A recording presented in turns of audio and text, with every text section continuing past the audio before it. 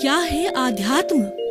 दर्शन, चिंतन धारा, विद्या या संस्कृति की परंपरागत विरासत। आध्यात्म दर्शन यानी जीवन का शाश्वत सत्य। मानव जीवन से जुड़े शाश्वत सत्यों को जानिए और समझिए उपासक डॉक्टर सोहन राज तातेड़ से हमारे खास कार्यक्रम आत्मविज्ञान में। आत्मविज्ञान यानी सही दृष्टि, सही सोच। भाई और बहनों, मातृशक्ति को नमन। चैनल 24 प्लस न्यूज के आध्यात्मिक कार्यक्रम आत्मविज्ञान साइंस ऑफ द सोल में आपका हार्दिक अभिनंदन और सत्कार है। साइंस ऑफ द सोल के अंतर्गत हम आपको राइट विजन, राइट थिंकिंग, सही दृष्टि, सही सोच के बारे में बताते हैं। उसकी परिणति ये होती है कि आपकी रॉन्ग बिलीफ समाप्त होकर के आपकी राइट बिलीफ हो जाती है। आपको कुदरत का कानून मिलता है, सनातन सत्य मिलता है। क्यों कि हर बात के बीच में, हर बात के केंद्र हमारी आत्मा है। आत्मा हमको क्या बताती है, आत्मा हमको कौन सा गुण बताती है और आत्मा हमें क्या ज्ञान देती है, वही ज्ञान हम भीतर से लेकर के आपको देते हैं। ये अनुभव वाणी है। आत्मविज्ञान कोई पुस्तकीय ज्ञान नहीं है, ये अनुभव वाणी है। बहुत सी चीजें आत्मविज्ञान में ऐसी मिलेगी जो कहीं आप पुस्तकों में ढूंढोगे तभी मिलेगी। तो पुस्तकें तो क्या है, कई बार जो है हमारी बुद्धि को स्थिर नहीं करती है, अनुभव वाणी स्थिर करती है। और हम सब नए नए प्रति एपिसोड्स के माध्यम से आपको बताते हैं। तो आज का हमारा बहुत ही सुंदर विषय प्रतिष्ठित आत्मा।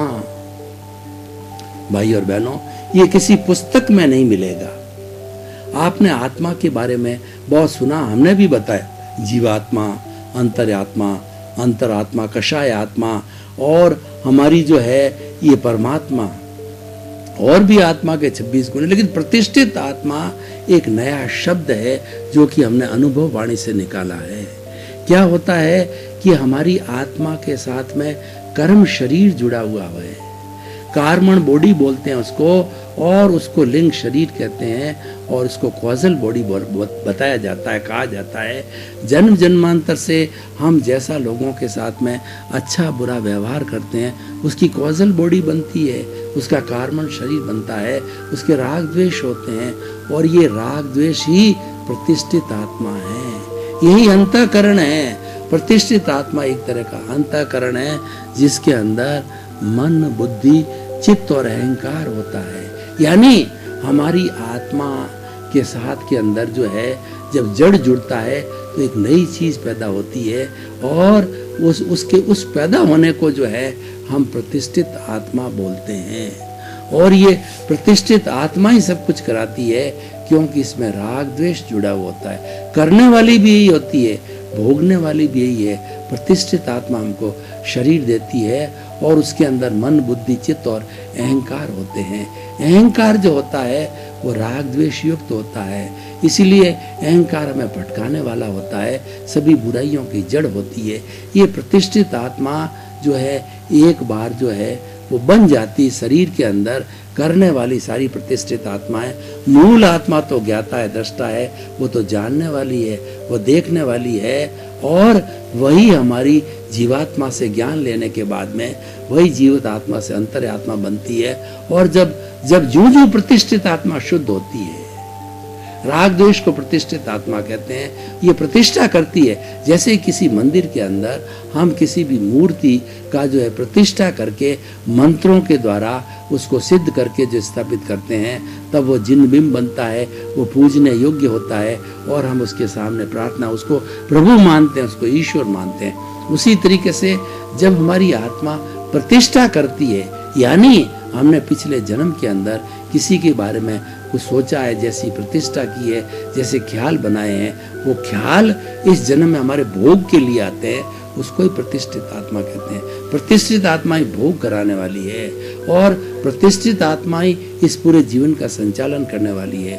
अब प्रश्न ये है कि प्रतिष्ठित आत्मा को भी हम दो भागों में बांट सकते हैं, कि एक तो जो जीवात्मा है, तो जीवात्मा मन करके दूसरे जैसी जैसी प्रतिष्ठा करती है, वो 5 इंद्रियों के सुखों की, मैं मेरा की, मेरा धन, मेरा दौलत, मेरा परिवार, जो स्वार्थ की जितनी जितनी प्रतिष्ठा है जीवन में करती, मुझे ऐसा बनना है, वैसा बनना है, लेखक बनना है, नेता बनना है, प्रधानमंत्री बनना है, और जैसी जैसी प्रतिष्ठा करती है, तो इस जन्म के अंदर जब वो आत्मा, जीवात्मा जन्म लेती है, तो वो प्रतिष्ठित आत्मा पैदा हो जाती, जन्म लेते ही, जन्म के साथ ये पैदा होती है। लेकिन वो प्रतिष्ठित, क्योंकि वो जीवात्मा ही है, तो प्रतिष्ठित आत्मा हर जन्म में बनती रहेगी। लेकिन जिसने ज्ञान ले लिया, ज्ञानी पुरुष ने किसी को ज्ञान दिया, मुमुक्षु को, और ज्ञान देने के बाद में उसका पद जो है वह जीवात्मा से अंतरात्मा के पद पर लेकर के आए, तो वो प्रतिष्ठित आत्मा एक बार ही बनेगी, बार बार वो हर बार की प्रतिष्ठित आत्मा नहीं होगी, क्योंकि उसके नए कर्मों का ज्ञान लेते ही नए कर्मों का बंधन रुक जाता है, जीवात्मा से अंतरात्मा बन जाता है, उसके भेद विज्ञान हो जाता है, उसमें ज्ञाता दृष्टा की भावना आ जाती है, वो 5 आज्ञा का पालन करने वाला होता है। क्या आज्ञा इससे जुड़ा हुआ है, प्रतिष्ठा, वो बताना जरूरी है। पहली आज्ञा ये है कि व्यवहार दृष्टि से मैं सोहन राज हूँ और 84 लाख जीवा योनि के प्राणियों को व्यवहार दृष्टि से नामधारी, देहधारी, पैकिंग रूप में जानता हूँ, देखता हूँ, उनको रिलेटिव मानता हूँ।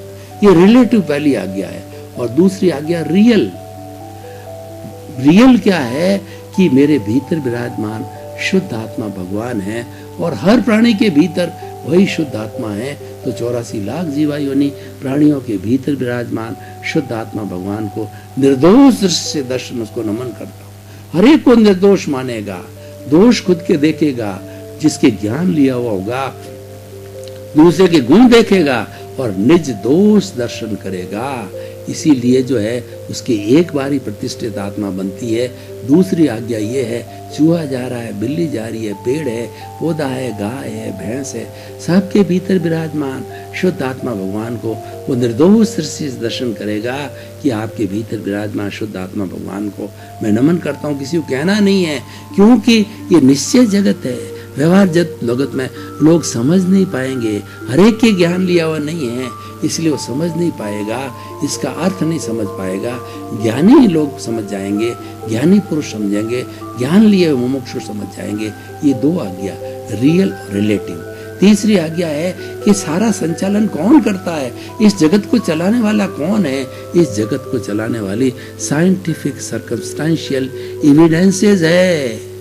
वो जो है जगत नियंता व्यवस्थित शक्ति, वो व्यवस्थित शक्ति बोलते हैं, जिनको हम 6 द्रव्य कहते हैं। 6 द्रव्य कौन से हैं, जिससे कि हमारा जगत बना हुआ है। वो हमारा एनिमेट, इनएनिमेट, जड़ चेतन, और हमारा मोशन, हमारी गति सहायक तत्व, और रेस्ट स्थिति सहायक तत्व, और टाइम, समय, और उसके बाद के अंदर अवघात देने वाला स्पेस, आकाश। इन 6 द्रव्यों के समूह को जो है हम जगत कहते हैं। ये अलग व्याख्या अलग समय में करेंगे। और जो है हमारा द्रव्य है, क्षेत्र है, काल है, और भाव है, और भव है। ये हमारा जो है वो साइंटिफिक सर्कमस्टेंशियल एविडेंसेस है। ये जो है वो व्यवस्थित शक्ति है। और दूसरा है जो है हमारा जो है काल, स्वभाव, कर्म, पुरुषार्थ, नियति, ये व्यवस्थित शक्ति है। ये संयोग जुटाती है। जैसे जैसे हमारा भीतर का उपादान खुला होता है, हमारे कर्मों का उदय होता है, और हमारे जो कर्मों का जो है प्रारब्ध होता है, उस समय के अंदर व्यवस्थित शक्ति हाजिर होती है। वैसे वैसे संयोग जुटाने वाली होती है। उदाहरण के तौर पर देखिए, हमारा पुण्योदय जागृत हुआ। पुण्योदय जागृत होने से हमारे जो है अच्छे मकान का निर्माण होगा, हमें एक अच्छा भवन मिलेगा। तो हमारी ये व्यवस्थित शक्ति है, भवन बनाने वालों के लिए पैसों का जुगाड़ करेगी, और भवन बनाने वालों के लिए मैसन है, ईंट, गारा, पत्थर, चूना, सब सामग्री जुटाएगी। वह सामग्री जुटाने वाली है, वह व्यवस्थित शक्ति है। हम तो एक निमित्त मात्र हैं, क्योंकि हमारा उपादान है, हमको मिल रहा है। हम उस व्यवस्थित शक्ति के सब कंपोनेंट्स में केवल एक निमित्त है। ज्ञान जानने वाला अपने आप को निमित्त मानता है, और वो व्यवस्थित शक्ति ये करता, और नैमित्तिक है, वो व्यवस्थित शक्ति करता है, वही चलाने वाली है। और मैं तो एक संयोग हूँ, सारे संयोग मिलके कर रहे हैं। पैसा है, सामान है, ईंट है, पत्थर है, चूना है, और उसके साथ के सीमेंट है, प्लास्टर है, मैसन है, कारीगर है, सब जो गढ़ाई गढ़ने वाले हैं, सब लोग मिलकर के मकान बन रहे। मैं तो उसमें से एक संजोग हूँ, एक निमित्त हूँ। जैसे इतने निमित्त मिल करके मैं करता नहीं हूँ। कर्ता भाव समाप्त हो जाता है। कर्ता भाव ही कर्म बंधन का कारण है। कर्ता भाव ही प्रतिष्ठित आत्मा बनाता है। एक बार प्रतिष्ठित आत्मा बन गई तो वो क्या है, उसके भवों की संख्या समाप्त होती है और अगले भव में वही प्रतिष्ठित आत्मा फिर हाजिर होगी, क्योंकि नया चार्ज बंद हो गया। नया चार्ज बंद होने से मन वचन काया रूपी तीनों बैटरियों का चार्जिंग पॉइंट जो है ज्ञानी पुरुष हमेशा हमेशा के लिए हटा देते हैं, निकाल देते हैं, और कर्मों का बंधन रुक जाता है और दार्शनिक भाषा के अंदर आश्रव समाप्त हो जाता है। संवर जारी रहता है और निर्जरा तो चलती रहती है। निर्जरा तो हर क्षण होती है, पर हर संवर के साथ में निर्जरा, भगवान की भाषा में भगवान ने दो धर्म बताए तीर्थंकरों ने कि संवर और निर्जरा दो धर्म है। Nirjara dissociation of the karmas from the soul, ये जो है हमारी निर्जरा है, ये सकाम होती है, अकाम होती है, पर ये हर क्षण चलती रहती है। लेकिन संवर हमारा पुरुषार्थ है। संवर को हम खड़ा करते हैं। संवर कब होता है? ज्ञाता दृष्टा भाव से होता है, ये ज्ञान आने से होता है, ये 5 आज्ञा में रहने से होता है। संवर खड़ा हो जाता है, प्रज्ञा जागृत हो जाती है। जब ज्ञान दिया जाता है ज्ञानी पुरुष के द्वारा मुमुक्षुओं को, प्रज्ञा उसकी आत्मा की सत्ता बाहर निकल जाती है और वही काम करती है, क्योंकि हमारी मूल आत्मा तो अक्रिया है। वह तो जानने वाली है, देखने वाली है, वह कुछ करती नहीं है। उसकी जो भाव शक्ति प्रज्ञा है वह हाजिर होती है। वह ज्ञानी की अगर आत्मा उसका जो है अगर बुद्धि इधर भटक जाती है तो वो प्रतिक्रमण कराती है, आलोचना कराती है। प्रतिक्रमण सामायिक आलोचना, प्रतिक्रमण प्रत्याख्यान जो है वो प्रज्ञा करवाती है। ये प्रज्ञा का कार्य है और प्रज्ञा तुरंत हाजिर होती है। हर ज्ञान के साथ के अंदर प्रज्ञा ऑटोमेटिकली सत्ता पक्ष हाजिर हो जाती है। और चौथा जो है हमारी आज्ञा, 5 आज्ञा में से वो हमारी आचार मीमांसा है कि हमें जो नए कर्मों का बंध तो रुक गया, लेकिन जितने हम भव करेंगे हमारे जो पूर्व जन्म के कर्म बर्फ की सीला की तरह जो है वो धीरे धीरे पिघल रहे हैं। इनको पिघल करके धीरे धीरे हम कैसे पिघल करके करें, वो उसके लिए हमें चौथी आज्ञा दी गई, फाइलों का संभावपूर्वक निपटारा करो। उसके साथ राग द्वेष मत करो। जो आपके साथ में घटित हो रहा है, जो फिल्म आप लेके आए हो, जो मन वचन काया रूपी 3 बैटरियां आप जो पिछले जन्म में चार्ज करके ले, अब चार्ज रुक गया, वो डिस्चार्ज चल रहा है, उसको संभाव से देखो, उसके साथ जुड़ो मत, उसके साथ राग द्वेष मत करो। राग द्वेष करोगे तो नया कॉज पड़ेगा, नया कॉज पड़ेगा तो नया कर्म फल मिलेगा। कर्म बीज पड़ते ही नया कॉज है, नया कर्म बीज है। कर्म बीज पड़ते ही अगले भव के अंदर कर्म फल मिलेगा, वो कर्म परिणाम देगा और वो सुख दुख की अनुभूति करे। उसके साथ जुड़ो मत। हमारा ये मन वचन काया रूपी जो शरीर है वो पूर्व जन्म के कर्मों के भुगतान के लिए मिला है। आपके पास में कोई स्वतंत्रता नहीं है, एक श्वास लेने की भी स्वतंत्रता नहीं है। पूर्व की जो फिल्म आप लेकर आए हो वो आपके सामने चलती रहेगी, उसको मात्र जानो और देखो। ये मूल आत्मा यही कार्य करती है और वो प्रतिष्ठित आत्मा सारी कर रही है। ये प्रतिष्ठित आत्मा है, जो शरीर है प्रतिष्ठित आत्मा है। ये ज्ञान लेने बारे में है, एक बार ये प्रतिष्ठित आत्मा बनेगी। और जो अज्ञानी है, जो कि हमारा जीव जो है वो आत्मा है, वो हर भव के अंदर नई नई प्रतिष्ठित आत्मा बनाएगी। ज्ञानी के बाद में एक ही प्रतिष्ठित आत्मा, राग द्वेष ये भोगने वाली आत्मा है, यही बनती रहेगी।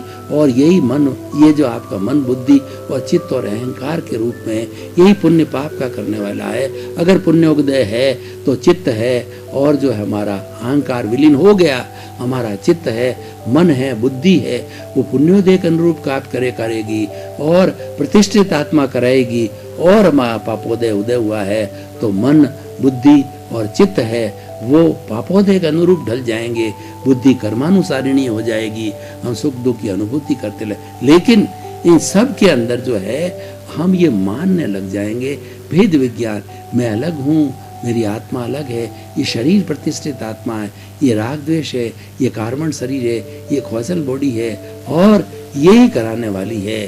और ये जब तक कराती रहेगी हमारी 15 भाव की अधिकतम सीमा है, तो उन सीमाओं में जितना जितना हम कॉज डालना बंद कर देंगे, जितना हम प्रतीति को 100% हमको मिली है उसको बनाए रखेंगे, और उसके साथ में लक्ष्य हमको ज्ञान के बाद के अंदर 15% लक्ष्य बना है।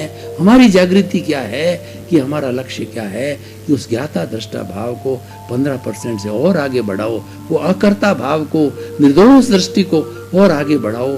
मतलब मैं स्वयं निर्दोष हूँ और दुनिया का हर व्यक्ति निर्दोष है, दोष किसी में नहीं है। दोष तो मेरी प्रतिष्ठित आत्मा है, मेरे कार्बन शरीर में है, मेरी कॉजल बॉडी में है, मेरे लिंग शरीर के अंदर है। ये प्रतिष्ठित आत्मा ही भटका रही है, इसी को समाप्त करना है, और अंतम में जाकर के प्रतिष्ठित आत्मा का विलय हो जाता है। यानी जो कार्बन शरीर है वह इस मूल आत्मा से अलग हो जाता है, और वो मूल आत्मा परमात्मा बन जाती है, सिद्ध बुद्ध और मुक्त बन जाती है। उसमें 2, 3, 4 भव हो सकते हैं, अधिकतम 15 भव भी हो सकते हैं। जितनी जितनी जागृति बढ़ेगी भवों की संख्या कम होगी। लक्ष्य है 15% से आगे बढ़ाओ। जब ये लक्ष्य जो है और ये जिसको लक्ष्य है और ये हमारी जागृति है 15% 100% पे आएगी, तो साथ साथ में अनुभव भी जो जागृति बढ़ेगी, जो हमको ज्ञान के समय में 2% अनुभव मिला है, वो 5%, 10%, 20% अनुभव जो है ये हमारा कार्य है, और उसका कारण है हमारी जागृति। कारण और कार्य के बिना जो है दुनिया का काम नहीं चलता है। Without the reason there can't be any work. कार्य से कारण बनता है, कारण से कार्य बनता है। ये सनातन सत्य है, ये कुदरत का कानून है, अल्टीमेट ट्रुथ है, वही है। अब यही हमारे आत्मविज्ञान का स्लोगन है कि कारण से कार्य बनेगा। यही हमारी सही दृष्टि है, यही हमारी सोच है, ये हमारा राइट बिलीफ है कि आप जैसे कॉज डालोगे और जैसा कारण करोगे वैसा का कर्म बीज होगा, कर्म फल मिलेगा, कर्म परिणाम बनेगा। तो इस तरीके से हमारी प्रतिष्ठित आत्मा ये सारा कार्य कराती है, और धीरे धीरे ये बर्फ की शिला की तरह पिघल करके विलीन हो जाती है। इसको प्रतिष्ठित आत्मा को जो है जो डाइल्यूट होता है भवों के अंदर, इसको अमन की संज्ञा दी गई। मन क्या है? तो मन तो क्या है? चित्त का दास है, चित्त का नौकर है। जो विक्षिप्त होता है वह चित्त बुद्धि अहंकार, और चित्त बुद्धि अहंकार, चित्त मन बुद्धि चित्त और अहंकार चारों मिलकर अंतःकरण बनते हैं। यही प्रतिष्ठित आत्मा होती है, और इसमें से अहंकार क्योंकि विलीन हो जाता है, और इसी मतलब जो है हमारी प्रतिष्ठित आत्मा डिस्चार्ज अहंकार है। मुख्य बात ये सोचने की है कि जीवात्मा के अंदर चार्ज अहंकार है, इसीलिए हर बार नई नई प्रतिष्ठित आत्मा बनती है। और जिसने ज्ञान ले लिया, जिस मुमुक्ष ने, ज्ञानी पुरुष है, तो ज्ञान लेने के बाद यानी सम्यक दृष्टि मिलने के बाद के अंदर प्रतिष्ठित आत्मा जो है वह डिस्चार्ज अहंकार है। चार्ज और डिस्चार्ज में हम जो बार बार अहंकार की बात कहते हैं, अहंकार विलीन हो गया, चार्ज अहंकार विलीन होता है। हर बार ये मानिए कि अज्ञान लेने के बाद में चार्ज अहंकार विलीन होता है। डिस्चार्ज अहंकार तो जन्म जन्मांतर का मौजूद है, वही हमको भटकाता है। और लेकिन प्रज्ञा जब जागृत होती है तो बुद्धि को जो काउंटर बैलेंस करती है, वो प्रतिक्रमण प्रायश्चित, वो जो है वो आपका प्रायश्चित विनय वो प्रतिक्रमण कराएगी, वो आलोचना प्रतिक्रमण प्रत्याख्यान कराएगी। तो कराने से बुद्धि को ठिकाने लाएगी, शुद्धिकरण होता रहेगा, और हमारी प्रतिष्ठित आत्मा धीरे धीरे धुलती रहेगी। ये डिस्चार्ज बर्फ की शिला की तरह अहंकार है। तो ये सारा प्रतिष्ठित आत्मा से होता है। 2 तरह की प्रतिष्ठित आत्मा, चार्ज और डिस्चार्ज है। तो हमें क्या है कि चार्ज जो हमारी प्रतिष्ठित आत्मा है, निष्कर्ष की भाषा में बात करें तो चार्ज प्रतिष्ठित आत्मा से डिस्चार्ज प्रतिष्ठित आत्मा में आओ, यानी जीवात्मा से अंतर्यात्मा बनो। ज्ञानी पुरुष को ढूंढो, ज्ञानी पुरुष से ज्ञान लो, वो अनुभव का खजाना होते हैं, वो ईश्वर बनने वाले हैं, वो परमात्मा की श्रेणी के अंदर आ चुके होते हैं। और जैसे हम दादा भगवान की बात करें तो दादा भगवान को जो है 1958 के अंदर उनको सूरत के जो है 3 नंबर प्लेटफॉर्म के ऊपर जो है एक आलोक हुआ, एक ज्ञान हुआ, 356 डिग्री का ज्ञान हुआ, और वो चाहते तो 360 डिग्री करके और वो सिद्ध बुद्ध मुक्त हो जाते। लेकिन क्योंकि उन्होंने भरत क्षेत्र में जन्म लिया और यहाँ पे मोक्ष बंद है और वो उनके हाथ में भी बात नहीं थी। तो 356 डिग्री के ज्ञान पे वो रुक गए। वो रुक इसीलिए गए, उनको खटपटिया वीतरा कहते हैं। वो कहते हैं मैं तो सबको मोक्ष भेजने के बाद मोक्ष जाऊंगा। और प्रतिदिन वो सिमंदर स्वामी के दर्शन रोज करते हैं और भवी जीवों को अपने उड़न खटोला में बिठा करके भवी जीवों को सिमंदर स्वामी के चरणों में प्रस्तुत करते हैं। आप भी प्रार्थना करो कि हे दादा भगवान, आप रोज सिमंदर स्वामी के चरणों में उड़न खटोला लेके जाते हो, भवी जीवों को प्रस्तुत करते हो, जिनको ज्ञान लिया हुआ है और जिनकी प्रतिष्ठित आत्मा बहुत विलीन, बहुत डाइल्यूट हो गई है, उनका 1 या 2 भव ही बाकी है, जो आपने 15 भव की ज्ञान देके सीमा बनाई है। 1-2 भव बाकी है, उन्हीं को आप जो है वो सिमंदर स्वामी के चरणों में हाजिर करते हो। तो मेरे भी कृपा करो, कृपा करो। ये कृपा मार्ग है, अक्रम विज्ञान कृपा मार्ग है, ये फ्लाइट है, ये छलांग है और ये लिफ्ट है। ये खाली जो है उन जीवों को मिलता है जो बहुत ही ज्यादा पुण्यशाली है। और 10 लाख वर्षों के बाद में यह अक्रम विज्ञान खुला हुआ है और अक्रम विज्ञान की उम्र 250 वर्ष तक की है। वहाँ फिर क्रमिक जो चला आ रहा है, जो है हमारा वहाँ से जो है वो पहले भगवान ऋषभ से चला आ रहा है, वो हमारे 24 तीर्थंकरों पर जो चलता रहता है वो क्रमिक ज्ञान है। ये अक्रम विज्ञान 10 लाख वर्ष के बाद खुला है और भवी जीवों को ही मिलता है, भाग्यशाली को मिला है। उसी के मैं व्याख्या कर रहा हूँ कि ये ज्ञान दादा का दिया हुआ है। दादा ने 1962 के अंदर उनके भतीजे ने जो है ये बताया कि तुम सिर्फ मेरे दादा नहीं हो, दादा भगवान हो। 1962 के बाद में उनको दादा भगवान मान, लेकिन वो कहा करते थे कि ये जो हमारा जो शरीर है, ये जो मूलजी भाई जो है पटेल है, वो जो है वो दादा भगवान नहीं है। उसके भीतर विराजमान शुद्ध आत्मा भगवान, जो अंतरात्मा है, जो परमात्मा बनने वाले हैं, जिनकी मैं भी पूजा करता हूँ, आप भी पूजा करता हूँ, वो दादा भगवान है। दादा भगवान मेरे जो है अंबाजी मूलजी भाई जो है पटेल को दादा भगवान नहीं मानना, भीतर विराजमान शुद्ध आत्मा भगवान को आप दादा मांगना, उसी का नाम ही दादा भगवान है। और फिर 1962 के बाद में उन्होंने धीरे धीरे वो ज्ञान लोगों को बुला के देते रहे, क्योंकि लोगों को परिचय नहीं था। 1974 के अंदर उनके आप्त पुत्र बने और उनको उन्होंने जो इस ज्ञान का विस्तार हुआ। भाई और बहनों, आपका बहुत बहुत धन्यवाद। आप जो है हमारा ये आत्मविज्ञान कार्यक्रम देखते रहिए। आत्मविज्ञान कार्यक्रम से आपकी सही समझ क्लियर होगी, आपकी दृष्टि क्लियर होगी, आपको जो रॉन्ग बिलीफ समाप्त होगी, आपको राइट बिलीफ मिलेगी और सही दृष्टि, सही सोच मिलेगी। उससे आपका जीवन धन्य होगा। सर्वे भवन्तु सुखिनः, सर्वे भवन्तु निरामयाः। इस जगत के सब दिलों को सुख मिले, शांति मिले, आनंद मिले, सबका मंगल हो, सबको मोक्ष मिले। आत्मविज्ञान में आत्मविज्ञान यानी सही दृष्टि, सही सोच।